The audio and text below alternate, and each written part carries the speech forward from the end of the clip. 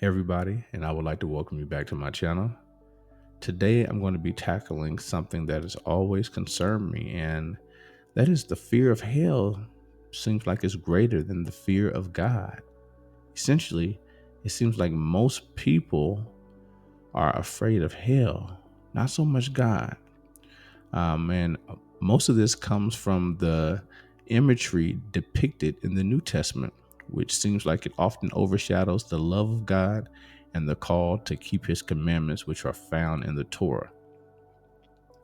Let's explore how this fear has shaped religious behavior and why it stands in stark contrast to the teachings of the Hebrew Bible.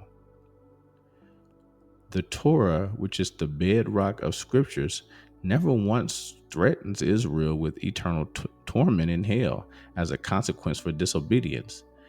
Instead, it calls us to both love and fear God. But what do these terms truly mean? In Deuteronomy 6:4 through 6, we read the Shema.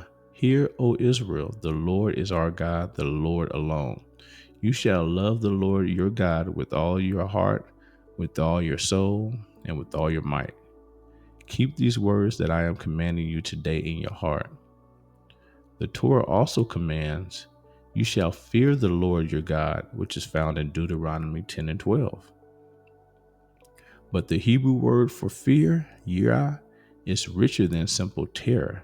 It means awe, reverence, and a deep respect for the glory and mystery of God. See, it's not about being afraid of a cruel deity, but about being humbled by his holiness and justice. Contrary to popular belief, the Hebrew scriptures don't describe hellfire or eternal torment.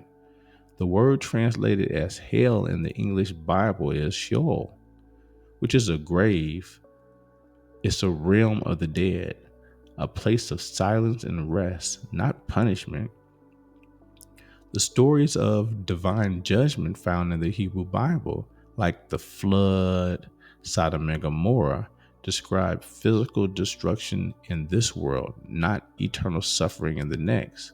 Nowhere in the law, with its hundreds of commandments and warnings, is there a mention of eternal torment as a consequence for sin.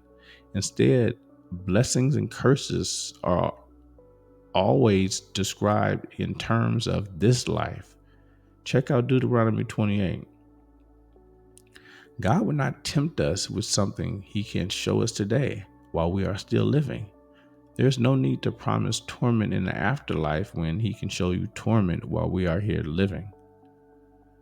So, where did this idea of hellfire come from? Well, it's not in the Torah, nor in the prophets. In fact, God explicitly condemns the burning of people as a pagan practice, something that never entered his mind. See Jeremiah 32 and 35. In the New Testament, the imagery changes dramatically. Jesus and later Christian writers speak of Jinnah, a real valley outside of Jerusalem, infamous for child sacrifice and later as a garbage dump where fires burn continuously. This imagery is used to warn of destruction and a separation from God for the unrepentant. Passages like Matthew 10 and 28 warn of a place where both soul and body could be destroyed in an unquenchable fire. This imagery becomes the foundation for the Christian doctrine of eternal hellfire.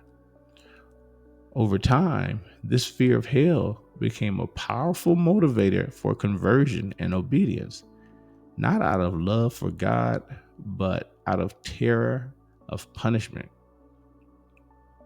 The Torah teaches that both love and awe are essential. The fear of the Lord is the beginning of wisdom, Psalm 111:10. But this fear is not about dreading punishment. It's about God's greatness and aligning our lives with his will. Love and fear are described as two wings of which the Torah soars. We are called to love God with all of our being, to revere him by keeping his commandments. The Hebrew Bible's vision of salvation is not about escaping hell, but about experiencing God's blessings, deliverance, and peace in this life and the next. So why do so many people follow doctrines that conflict with the Torah, driven by fear of hell rather than love of God? The vivid images of hell in the New Testament and also later Christian theology have overshadowed the Torah's call to love and awe. People are taught to follow Jesus to be saved and to go to heaven. And if you don't, you will go to hell. They dismiss the call to yearn to obey God's commandments, but because they want to avoid eternal punishment, they follow the New Testament. This is a tragic reversal of the Torah's priorities. The Hebrew scriptures call us to serve God out of love and reverence, not terror. If we return to the Torah, we find a faith rooted in a relationship, not fear. God desires our hearts, our love, our awe, not mere compliance out of terror. And now, Israel, what does the Lord your God require of you? But to fear the Lord your God, to walk in all his ways, and to love him, to serve the Lord your God with all of your heart and with all of your soul. Deuteronomy 10 and 12. Let us not let fear of hell overshadow the love of God. Let us choose to serve him with awe, reverence, and wholehearted love, keeping his commandments as the highest expression of our faith because we love him. Thank you for joining me on this journey through Hebrew scriptures. If you found this exploration meaningful, please like, share, and subscribe for more deep dives into the wisdom of the Torah. Shalom.